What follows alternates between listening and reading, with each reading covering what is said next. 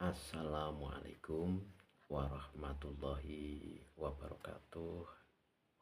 Sugeng rawuh wonten ing Swara Jawa. Papan sinau lan nguri-uri budaya Jawa. Sugeng rawuh para pamirsa sutresna budaya Jawa. Wonten ing kalodhangan punika kula badhe ngaturaken pangertosan babagan panatacara. Panatacara menika sinten? Panatacara inggih punika paraga utawi piyantun ingkang pinitados nata lampahing upacara. Panatacara mujutaken pangarsa utawi pamimpin wonten ing salebeting upacara mila tembungipun manca sinebat Master of Ceremony. Liripun paraga ingkang paring komando lan dipun dadosaken panutan tumindak ing sedaya para panawung krida.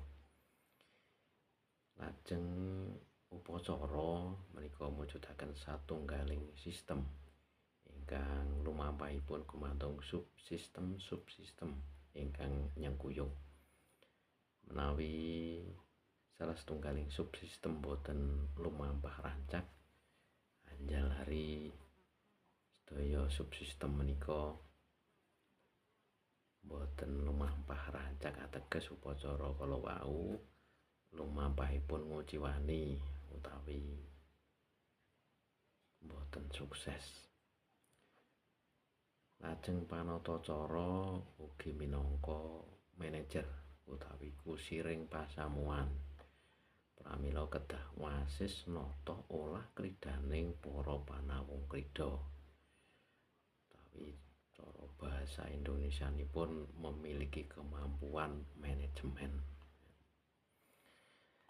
Mekaten para pamirsa sekedhik kang kula aturaken mugi beta manfaat.